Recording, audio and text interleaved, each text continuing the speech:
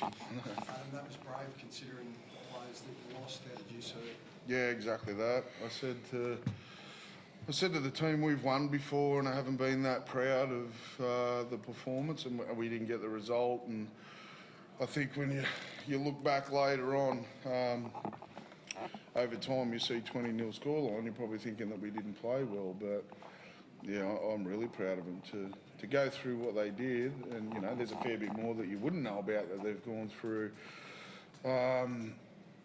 Personnel-wise, and then having young blokes just having to, within 1 minute, step out of their comfort zone, all of a sudden they're going to play 80 for us. So, yeah, we can build on that performance. There's some stuff there, execution-wise, that it's not where we need to be, but the foundations of being a gritty team are back, and I don't reckon we've had that for the first 3 weeks.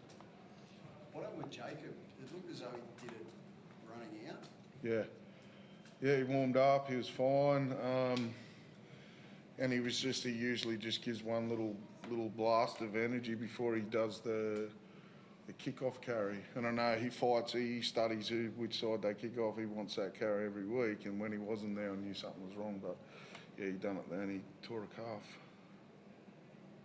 And then obviously he lost Shill with the HIA after that. What about Jack Edmund? Yeah, shoulder. It's a shoulder that he's had trouble with in the past. It doesn't look good. No. Do you expect to be without those 3 next week? Yeah. Jack Hog's finger, Adam, is that just a dislocation or is it? Yeah, just can't get it back in. So I figure that's the least of our problems. He'll be right next week. But the main thing for Jack, they're trying to get it back in now. He wouldn't look good wearing a glove, put it that way. So he played the end of the game with his finger still dislocated, did he? Yeah, it's still out now. Yeah, I just spoke to him, and they still can't get it in. So. And the Phoenix had to go to the sin bin. How did you see that? It hurt. I know that. I think that's one of the things that I'm proud of. Like, he gets 10 in the bin, and then there's 8 minutes of live ball. Like, we couldn't even get a rest in that period. It was just a ding-dong for 8 minutes of the 10 minutes that he was off, and we didn't crack. So they're the sort of things that we can take forward.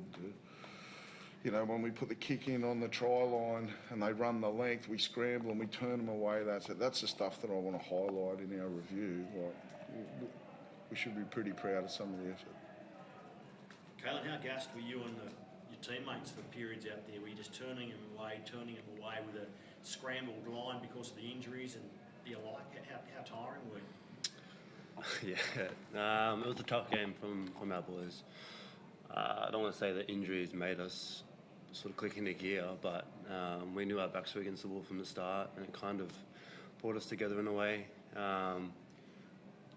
Obviously some massive efforts from some young boys out there tonight that they should grow in confidence. I know the school board, suggests otherwise, but like Maney, his second game in NRL, played 80 at back row. Tommy Cant, he's only young and he played centre. So there's just some efforts out there that those boys can grab confidence from, and I think the disappointing part was the execution at the end. I'll put my hand up for that. I know some other spine members put their hand up. That's probably the disappointing part, but in terms of who we are as a team and our DNA, I think we showed that tonight. Where does it leave you for next week, Adam? It'll be a test of depth for you. Yeah. Have you got options there? Is Tyson Gamble, Dylan Lucas, are they? Kai, obviously, he's finished his serving his suspension, so we'll get him back, which will help. I'm not sure on. We definitely won't get Dylan Lucas back. I'm not sure on Tyson Gamble. He may be an option. But it's more around that forward depth, and I'm not sure what wing option we've got with Shill and the HIA. Thanks, mate. Right.